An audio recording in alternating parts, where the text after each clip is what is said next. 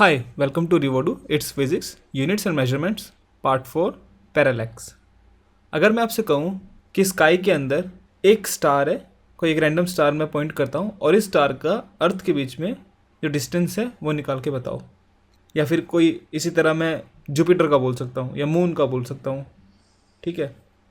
तो सपोज़ मैं स्टार को बोलता हूँ कि इस स्टार के बीच में जो डिस्टेंस है वो निकाल के बताओ, ये कितना दूर है हमसे।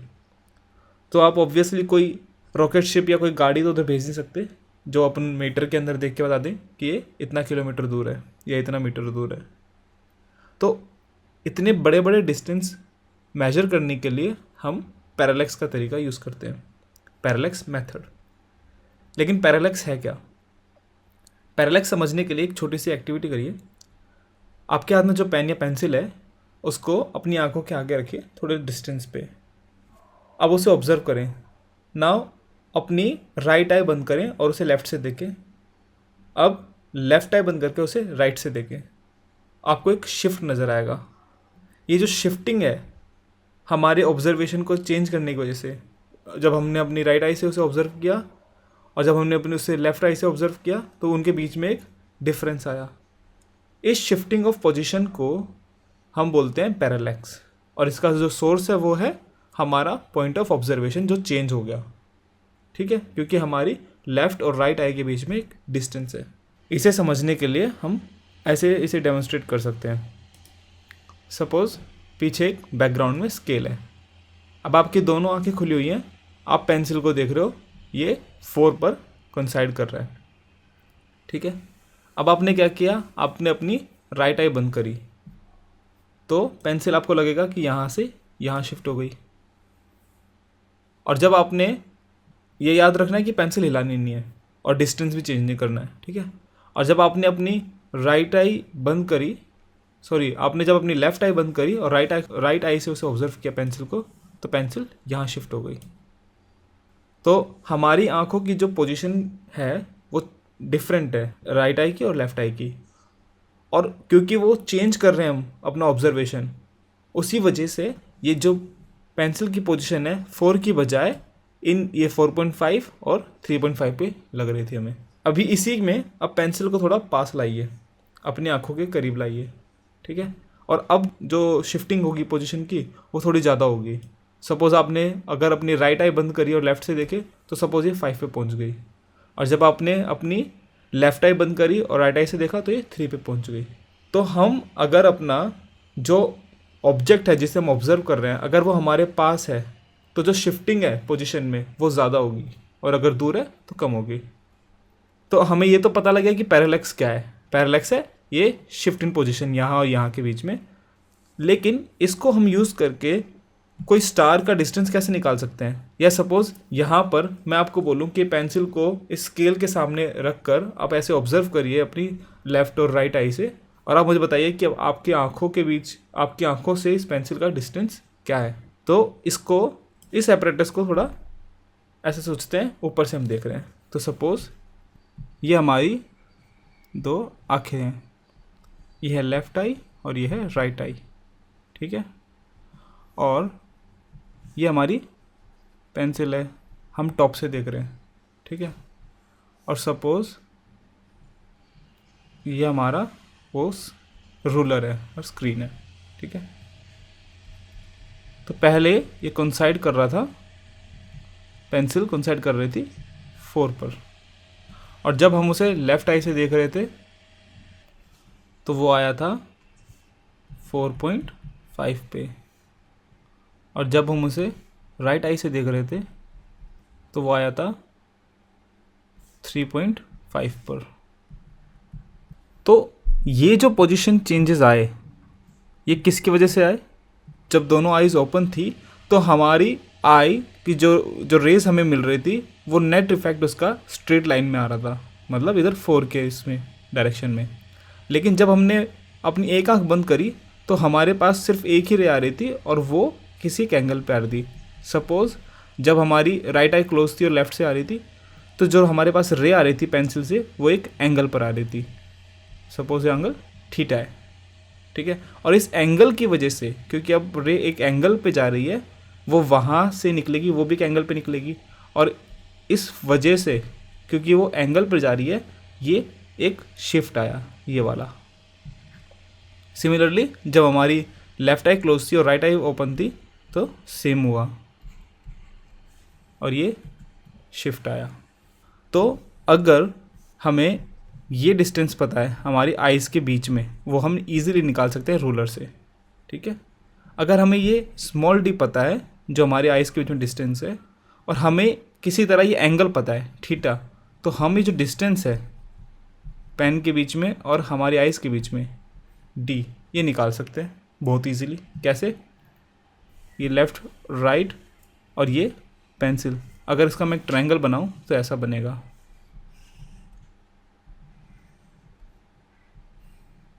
ये पॉइंट है पेंसिल वाला, ये लेफ़्ट आई और ये है राइट आई।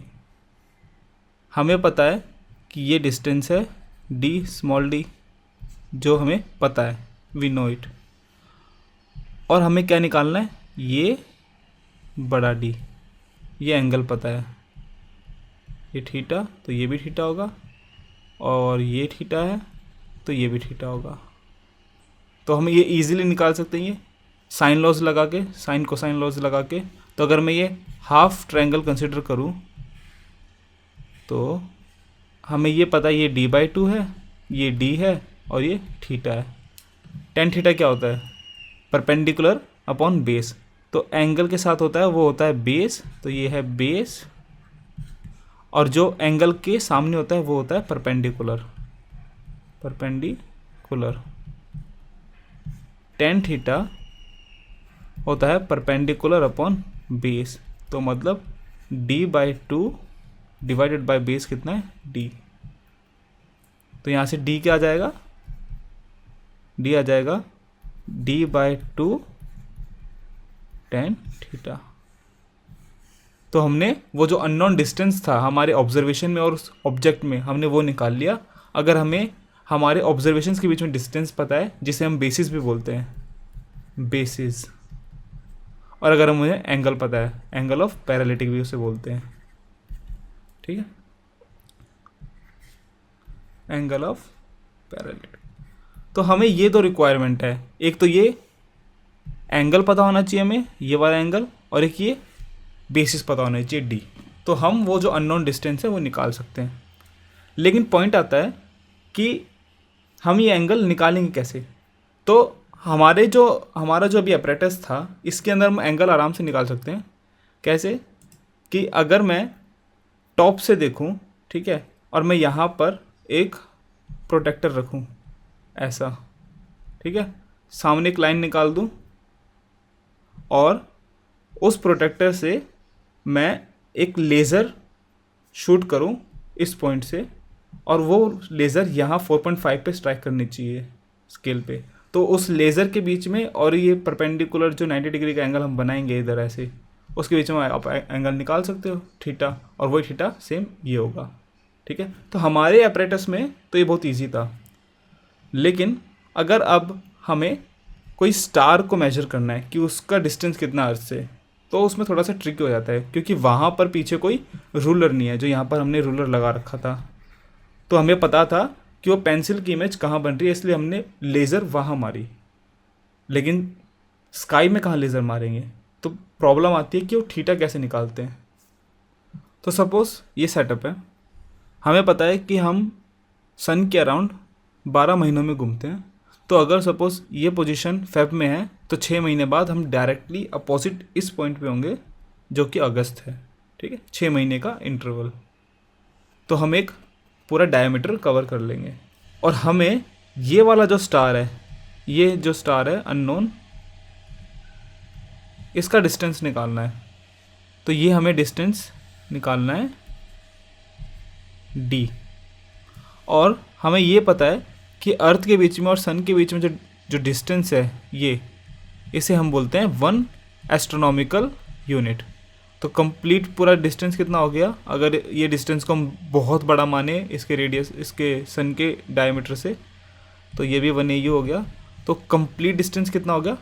2 astronomical unit. तो हमारा बेसिस और स्मॉल d क्या है? 2 एस्ट्रोनॉमिकल यूनिट। हमें बड़ा डी निकालना है, लेकिन हमें एक और पैरामीटर चाहिए इस डी को निकालने के लिए, और वो है थीटा। ठीक है, तो सपोज हम फरवरी में इस स्टार को ऑब्जर्व कर रहे हैं, और हमें नॉर्मली पता है कि नॉर्मली यहाँ पर ये जो तीन स्टार्स है, हम इसे बोलते हैं ग्रुप बी है स्टार्स का। 3 स्टार्स हैं और वो ऐसे ही रहते हैं, 2 ब्लू और एक येलो, और एक स्टार सिस्टम है या ग्रुप है ग्रुप ए, जिसमें 2 ग्रीन स्टार्स ऐसे हैं और उनके बीच में एक रेड स्टार है। ठीक है, तो ये 2 ग्रुप्स हैं स्टार के, हमें पता है कि नॉर्मली ये रहते हैं। लेकिन जब फैब में हमने इसे ऑब्ज़र्व किया इस स्टार को, तो जब हमने फैब में इसे ऑब्ज़र्व किया, हमने देखा कि येलो की जगह ग्रुप बी के अंदर हमें ये ऑरेंज स्टार दिखा, ये वाला। ठीक है, और जब हमने अगस्त में देखा तो ये जो ग्रुप ए था जिसमें 2 ग्रीन स्टार थे और एक रेड था, उसमें रेड की जगह में ये ऑरेंज दिखा। तो हमें क्या इमेजेस दिखी फैब के अंदर? हमें इमेज दिखी कि जो नॉर्मली ऐसी इमेज रहती थी वो अभी ऐसी है, ऑरेंज, और हमें इसी स्टार से मतलब है। ठीक है, और जब अगस्त में हमने देखा, अगस्त के अंदर जो नॉर्मली हमें ऐसी दिखती थी वो हमें कैसे दिखी? 2 ग्रीन और रेड की जगह हमें ये ऑरेंज दिखा, जो हमें चाहिए। तो ये हमने ऑब्ज़र्व किया और ये हमें पता है, नॉलेज। ठीक है, हमेशा स्काई के अंदर ये पोजीशन रहती है, लेकिन उस पॉइंट ऑफ टाइम पे हमें ये दिखे। मैं ये एजम्पशन इसलिए ले रहा हूँ ऐसे स्टार्स की, क्योंकि हमें एक रेफरेंस चाहिए कि जो एपरेंट शिफ्ट है, जो पैरेलैक्स है, वो कहाँ पर पड़ रहा है, मतलब जो शिफ्ट है वो कितनी आई है। तो रूलर की जगह, जहाँ हमारे इस एक्टिविटी में ये रूलर था, रूलर की जगह मैं यहाँ पर ये स्टार्स ले रहा हूँ, और यहाँ ये मार्किंग की जगह 3, 4, 5 की जगह मैं ये ऐसे ग्रुप्स ले रहा हूँ, क्योंकि बहुत सारे अनगिनत स्टार्स हमारे स्काई में, हम ऐसी एक अपने हिसाब से स्क्रीन बना सकते हैं, तो ऐसे ग्रुप्स बना सकते हैं। तो हमें पता है कि अगर मैं अपना टेलीस्कोप इस स्टार पे पॉइंट करूं और इस स्टार पे पॉइंट करूं, तो हमें वो जो एपरेंट शिफ्ट है वो पता लग जाएगा। तो हम यही करेंगे, जब हम फरवरी में सपोज़ जब हम यहाँ इस पोजीशन पे आएंगे, तो हम क्या करेंगे कि इस स्टार के ऊपर अपना टेलीस्कोप डालेंगे। ठीक है, और फिर हम देखेंगे कि कितना डिग्री मुझे टेलीस्कोप घुमाना पड़ेगा कि मैं स्टार पे देखूं। तो सपोज़ अगर ये पोजीशन ऐसे है, येलो स्टार ऐसे है, रेड स्टार ऊपर ऐसे है और येलो स्टार इधर नीचे ऐसे है, और मैं अब अर्थ से मैं टेलीस्कोप से इसे ऑब्ज़र्व करूँगा, तो पहले तो मैं इस स्टार को ऑब्ज़र्व करूँगा और देन मैं अपने टेलीस्कोप को घुमाता रहूँगा धीरे धीरे धीरे धीरे धीरे धीरे जब तक वो इस स्टार को पॉइंट करे। तो जितना डिग्री मुझे घुमाना पड़ेगा एंगल, उतना ही ये वाला एंगल है। ठीक है, क्योंकि जब हम 2 पॉइंट से देख रहे थे तो हमें ये जो एंगल था ये भी वही था, और ये रेड का मतलब क्या है? ये वाला स्टार हम एक्चुअली में ये ऑब्जर्व कर रहे हैं। ठीक है, तो अब हमें एंगल भी पता लग गया, तो हमारा ट्रायंगल कंप्लीट हो गया। ऐसे ये हमारा बेसिस है d, जो कि है 2 एस्ट्रोनॉमिकल यूनिट, और हमारा डिस्टेंस है ये हमें निकालना है d, और हमें ये वाला पूरा एंगल पता है थीटा। तो अगर मैं ये हाफ ट्रायंगल लूँ ये वाला, तो ये क्या हो जाएगा? Right angle triangle. ये हो गया 1 एस्ट्रोनॉमिकल यूनिट, ये हो गया θ/2 और ये हो गया d। तो tan थीटा क्या हो जाएगा? tan θ/2 sorry is equals to 1 astronomical unit perpendicular और डिवाइड बाय बेस d। तो d क्या हो गया? 1 एस्ट्रोनॉमिकल यूनिट बाय tan θ/2। हमें पता है कि जब हम इतने दूर स्टार को देखेंगे तो ये जो एंगल है बहुत स्मॉल होगा, बहुत ही स्मॉल। और अगर एंगल स्मॉल होता है तो टेन थीटा, यहाँ पर थीटा की जगह मैं सपोज कोई अल्फ़ा लिखता हूँ, ten alpha is equals to alpha if alpha is very small. तो अगर अल्फ़ा स्मॉल है तो वो अल्फ़ा के, अगर अल्फ़ा स्मॉल है तो टेन अल्फ़ा अल्फ़ा के बराबर होता है। और यहाँ पर जो अल्फ़ा है वो हम रेडियंस में लेते हैं।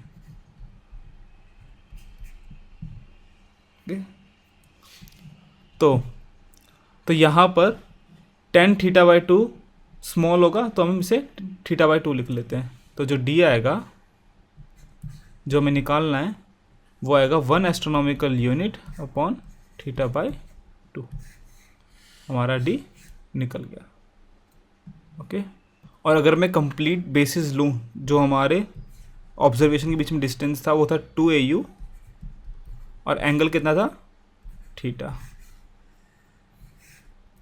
तो मैं इसे ऐसे भी लिख सकता हूँ, बी बेसिस और एंगल थीटा, जो NCERT में फॉर्मूला दे रखा है। अच्छा, आपको जैसे अगर पहला वीडियो आपको अगर आपने देखा होगा तो उसमें मैंने एक डिस्टेंस की यूनिट बताई थी, वो थी पारसेक। और अगर आपने स्टार ट्रेक देखा होगा तो उसमें वो पारसेक बहुत बार यूज़ करते हैं कि ये जो प्लेनेट है ये कुछ पारसेक दूर है, ये कुछ पारसेक दूर है। तो ये डिस्टेंस की जो यूनिट है पारसेक है क्या? पारसेक का मतलब होता है कि जो इस फॉर्मूले में हमने देखा ना कि 1 AU by theta by two जो डिस्टेंस है, तो 1 पारसेक क्या होता है? 1 पारसेक होता है 1 एस्ट्रोनॉमिकल यूनिट डिवाइडेड बाय जो ये थीटा है, वो थीटा कितना होना चाहिए? जो थीटा ये कितना होना चाहिए? 1 आर्क सेकेंड। तो 1 पारसेक इतना होता है। मतलब ये जो एंगल है इतने ज़्यादा स्मॉल होना चाहिए कि वो 1 आर्क सेकेंड हो। अच्छा, अगर आपको नहीं पता कि 1 आर्क सेकेंड क्या होता है, एंगल क्या होता है, ये 1 डिग्री है, ठीक है, ये 1 डिग्री एंगल है। लेकिन इसके बीच में जो एंगल है उसे हम ऐसे नहीं लिखेंगे कि डेसिमल में लिख दिया कि 0.8, ऐसे नहीं होता। हम उस एंगल्स को कैसे लिखते हैं? जो 1 डिग्री से छोटा हो, हम बोलते हैं कि 1 डिग्री एंगल को हम 60 पार्ट्स में डिवाइड करते हैं और हर पार्ट को हम बोलते हैं मिनट्स। तो 1 degree equals to 60 minutes, minutes का मतलब 1 डैश, और हर मिनट 60 सेकेंड्स के बराबर होता है। तो हम कह सकते हैं कि 1 डिग्री 3600 सेकेंड्स के बराबर होता है। तो 1 डिग्री का 3600th पार्ट जो एंगल होता है उसे हम बोलते हैं, इतना छोटा एंगल जब इस फॉर्मूले में डालते हैं और जो डिस्टेंस आता है उसे हम बोलते हैं पारसेक। ठीक है। आप पैरेलैक्स से चीज़ों का डायमीटर भी निकाल सकते हैं। जैसे मून का डायमीटर आप अर्थ पे बैठे बैठे पैरेलैक्स से निकाल सकते हैं, लेकिन उसके लिए पहले आपको डिस्टेंस पता होना चाहिए। तो सपोज़ अगर ये अर्थ है और ये मून है और आपको ये डिस्टेंस पता है इन दोनों के बीच में d, ठीक है, तो आप क्या करोगे? अपने टेलीस्कोप से एक ही बार में इस पॉइंट को मेजर करो और देन टेलीस्कोप को कुछ डिग्री से घुमा के इस पॉइंट को मेजर करो। आपको थीटा मिल गया, हमको ये d निकालना है और हमें ये बड़ा D पता है। ये हमने पैरेलैक्स से निकाल लिया था, जैसे 2 अलग अलग ऑब्जर्वेशन लेके हमारे स्पेस में, ठीक है। तो वही फॉर्मूला लगाओ, d क्या हो जाएगा? d by theta is equals to d, तो स्मॉल d क्या हो गया? Theta times d if theta is small, और वो स्मॉल होगा ही, ठीक है। ये मैंने डायरेक्ट रिजल्ट लिख दिया इधर। तो आप ऐसे डायमीटर भी निकाल सकते हैं हेवनली बॉडीज़ का। तो क्वेश्चन है, हमें जो हमारा पिछला प्रॉब्लम था कि हम फेब के अंदर एक ऑब्जर्वेशन लिए और अगस्त में लिए, ठीक है, तो हमारा जो कंप्लीट जो डिस्टेंस है ऑब्जर्वेशंस के बीच में वो है 2 एस्ट्रोनॉमिकल यूनिट, ठीक है। तो हमें ये पता है कि हमने ऑब्जर्वेशन लिया फेब में और अगस्त में, तो हमारा जो डी है वो हो गया 2 एस्ट्रोनॉमिकल यूनिट। और हमारा जो थीटा आया वो आया, सपोज़ कोई पास की बॉडी ऑब्जर्व करी हमने, सपोज़ कोई एक प्लैनेट है, ठीक है, तो मैं रैंडम एंगल ले रहा हूँ 1 डिग्री 3 मिनट 20 सेकेंड, ऐसे एंगल आया, ठीक है। और 2 एस्ट्रोनॉमिकल यूनिट डिस्टेंस है ऑब्जर्वेशन के बीच में, मतलब ये हमारा बेसिस है, ये बेसिस है। तो हमें निकालना है कि डिस्टेंस कितना है उस प्लैनेट के बीच में और अर्थ के बीच में, तो हमें कैपिटल डी निकालना है। 1 एस्ट्रोनॉमिकल यूनिट क्या होता है by the way? 1.4960 into 10⁻11 metre, ठीक है। ये होता है 1 एस्ट्रोनॉमिकल यूनिट। तो हमें फॉर्मूला तो पता है, फॉर्मूला आया था d = d/θ, ठीक है। हमें d निकालना है, तो स्मॉल d क्या हो गया? 2au हो गया डिवाइडेड बाय थीटा, ठीक है। तो हमारा जो बेसिस है वो मीटर में होना चाहिए और जो थीटा है ये रेडियंस में होना चाहिए। एक टिप देना चाहूँगा यहाँ, कभी भी थीटा अगर डायरेक्ट किसी कैलकुलेशन में यूज़ हो रहा है तो हमेशा वो रेडियंस में रहेगा, ठीक है, हमेशा याद रखना। तो हमें इन चीज़ों को कन्वर्ट करना है। अगर आपने मेरा पिछला वीडियो देखा होगा तो मैंने उसमें तरीका बताया था कि ये कैसे चेंज करते हैं। तो d है 2au, हमें इसको मीटर में चेंज करना है, तो क्या करेंगे, यहाँ पर लिख देंगे मीटर, और हमें ये इस वाले au को कैंसिल आउट करना है, तो यहाँ पर 1 au से इसे डिवाइड कर दीजिए। लेकिन ये डिनोमिनेटर और ये न्यूमरेटर बराबर होने चाहिए, तभी हमारा जो यहाँ पर हमने इसे ऊपर नीचे मल्टीप्लाई कर दिया वो कैंसिल आउट हो जाए। तो एक au में कितने मीटर होते हैं? 1.496 इंटू 10⁻11, ठीक है।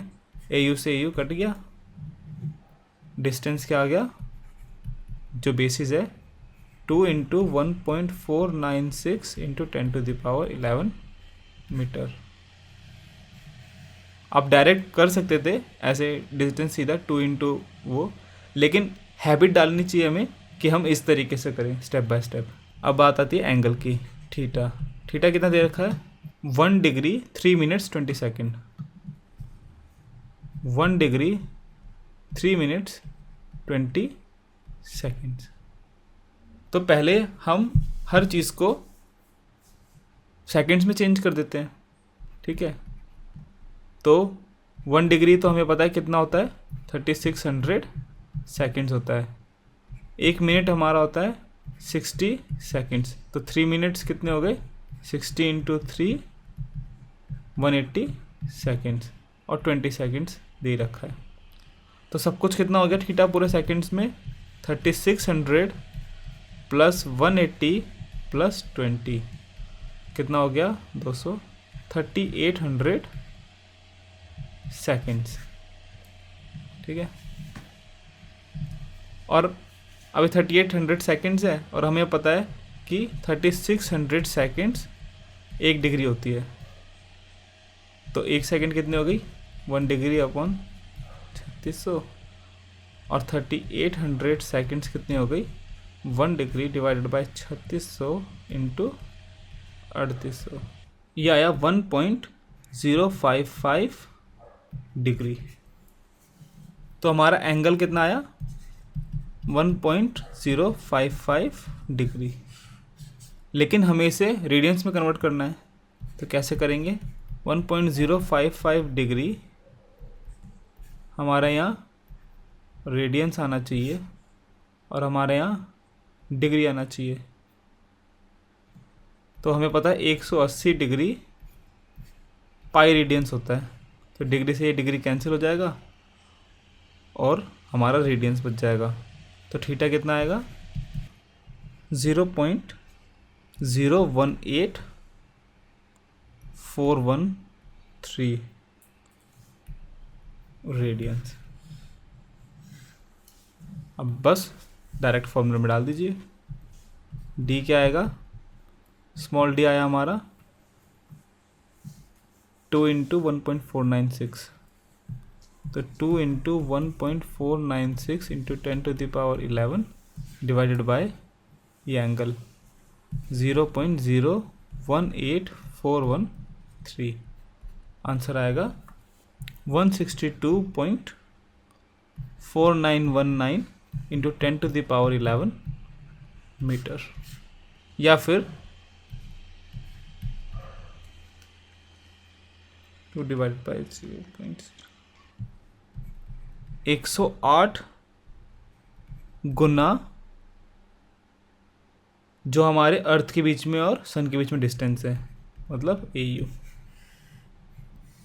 108 AU लगभग।